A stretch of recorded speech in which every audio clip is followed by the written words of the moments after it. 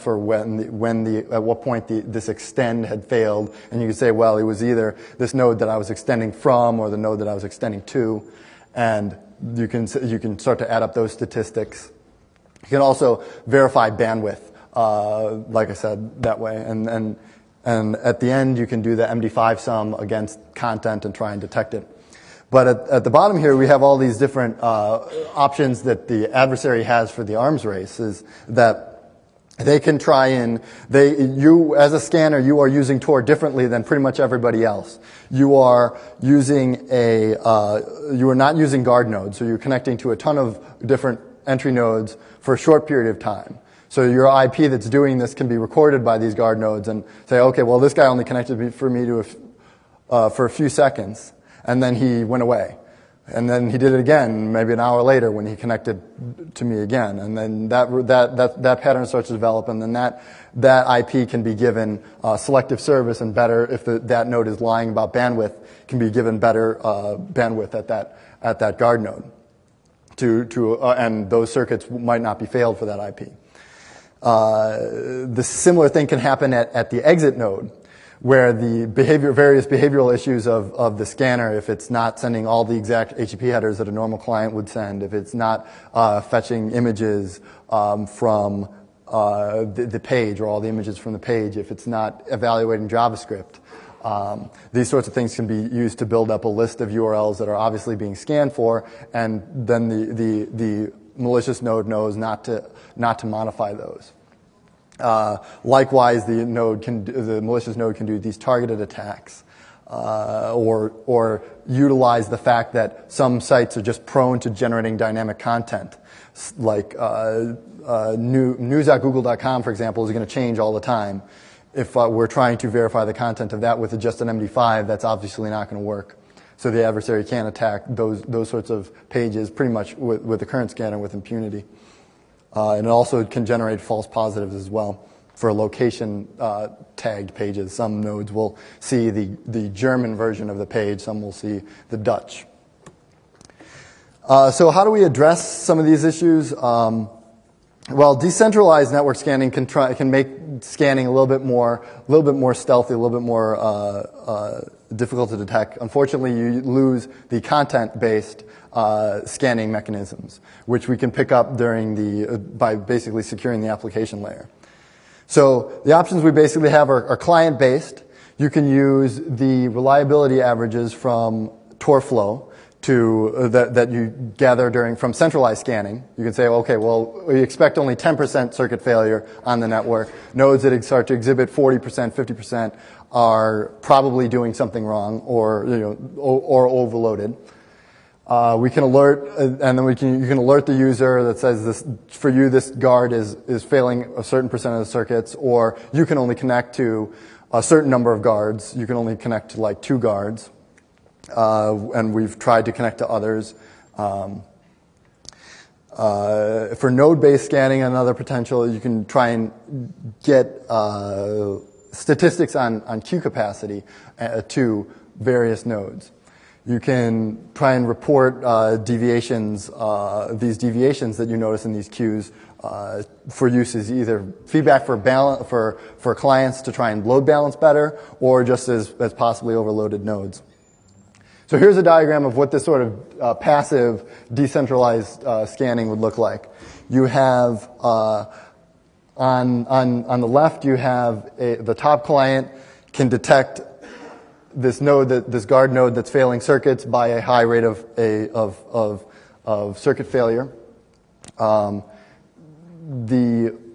middle node could potentially detect the fact that it can't connect to more than 2 guards, and the third node can try and detect, okay, this is a lying node that I'm not getting as good service through that.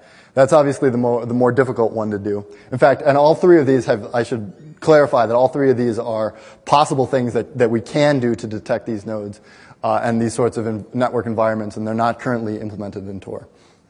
But there are possibilities to detect this sort of behavior.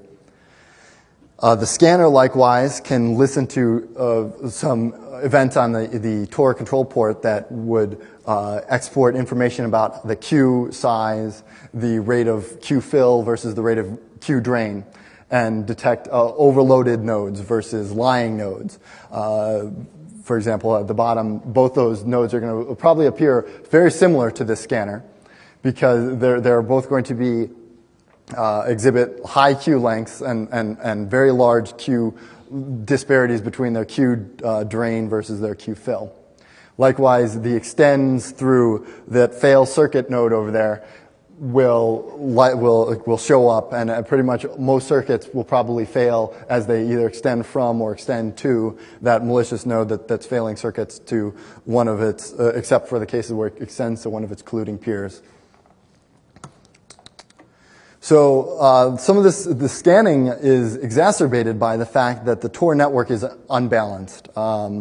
There's a bug actually with guard node selection.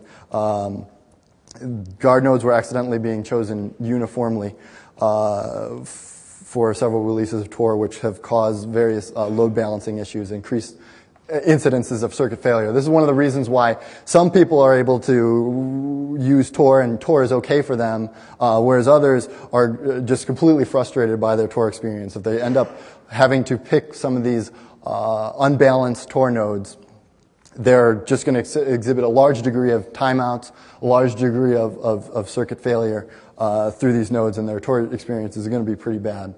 Bandwidth, there's another issue with bandwidth clipping. Bandwidth is to try and mitigate adversaries being able to say, okay, I have like 15 gigabits of traffic that I can carry. Please send all your Tor traffic to me. Tor clips the maximum bandwidth that a node is able to advertise at currently 1.5 megabytes a second. Now, the problem with this is there are about 32 nodes that have significantly more, ranging from significantly more to just a bit more than that threshold. And when clients are choosing probabilistically based on bandwidth and is being clipped at this 1.5 megabit barrier, then essentially those nodes are not being utilized to their fullest capacity, and some of this load is being transferred onto those slower nodes. This has been detectable during scans of the network. During my DEF CON talk, I'll be presenting in a bit more detail some of these statistics and corresponding graphs to go along with this to illustrate this. But the nutshell is that the top 5% nodes have essentially 7 times more stream capacity. They have an average stream capacity of about 75 or 70 kilobytes a second, 70 to 75 kilobytes a second, whereas the rest of the Tor network is about 10 kilobytes a second as far as bandwidth. The next 10%, the 5 to 15% range exhibit average stream capacity of about 30 kilobytes a second, whereas again the average is about 10 kilobytes a second for the rest of the network. And another indicator that this is due to the guard balancing issue is that there are high circuit failure rates that tend to drop off at about the 50% mark, and higher circuit extend times that will drop off at about that 50% mark. So following from this, I think that improving speed and usability is an important part of Tor security for the reason that more users essentially mean a larger anonymity set. There's at least one incidence where a user was harassed because they were one of 2 users, Tor users at a university, and one of the Tor users was allegedly suspected in being involved in some sort of online scam.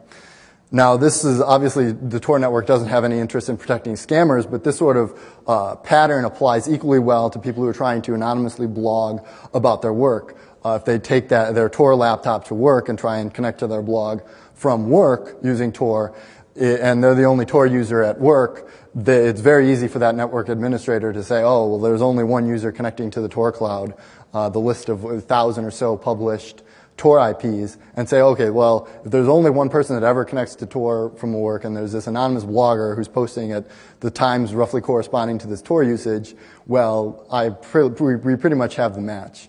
And that's dangerous in a lot of other scenarios as well. Essentially, in order to attract more users, users basically want speed and they want the network to be easy. I contend that a lot of users don't really need as much anonymity. I think that a lot of users probably fall into the same boat as myself, where you basically just want your IP address and information not to be in every marketing database on the planet, and the stuff that you purchase correlated with that, and your Google queries correlated with that. For this reason, and also the reason that the end-to-end timing attacks are probably the most deadly attack against Tor, at least. There are no real theoretical reasons for not shortening the path length. I've proposed a 2-hop proposal to allow people to choose 2-hop paths. Now, there are a lot of implementation details that an active adversary can take advantage of to fail circuits if they don't extend to their colluding peer. They can also do things like look at exit policy, and if the exit policy is really restrictive, they can say, oh, well, they probably went to that IP then because that's the only one that node allows. And there are a lot of the devil is definitely in the details in that sort of proposal. But I think that for users that really don't need much more than IP address obfuscation, it does help to add more users to the network and can increase the anonymity sets of people of those people who really do need the full anonymity of the assured or higher assured anonymity that 3 hops provides. Johannes Renner, also one of the Google Summer of Code students for Tor, is working on intelligent path selection. So he's essentially trying to find paths, if there are paths with lower latency that can be used to try and improve Tor usability, and the degree to which choosing these lower latency paths can affect anonymity. So now that we move into the application layer, securing the application layer, the issue with this is that applications often don't take into account what it means to be secure for Tor. The threat model that Tor faces is essentially a superset of the threat model that regular internet usage faces. You can't have any UDP, being used by your application. That'll go straight past Tor. Unique identifiers are not so good, especially when they can be correlated with Tor usage and with non-Tor usage. Proxy settings definitely have to be sacrosanct. You can't just try and say, oh, well, let me try and fetch this outside the proxy and see if that succeeds. If it succeeds, that's fine. Otherwise, I'm going to use a proxy. That sort of behavior obviously does not mesh with Tor usage. And location information can't be transmitted, and updates can be dangerous for malicious exit nodes if they're not signed or encrypted. A lot of Firefox extensions are provided over non-HTTPS URLs. So if you update through those, you run the risk of, if that update happens over Tor, you run the risk of a malicious exit node injecting a rogue extension.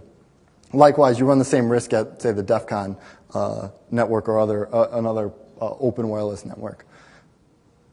So what does it look like to try and secure Tor from the web point of view? So there are a lot of variables involved. Essentially, they boil down to these 6 core categories. Proxy settings obviously have to be sacrosanct. Plugins shouldn't bypass, plugins or anything else shouldn't be able to bypass proxy settings. Now, there are a couple of clever ways that JavaScript can bypass these proxy settings. JavaScript can set up event timers and wait for Tor to be disabled. Or you can have CSS-style pop-ups that operate on the mouse over event or the hover event and fetch a document through Tor. And if you turn off, or through the, just based on that hover event, if you turn off Tor,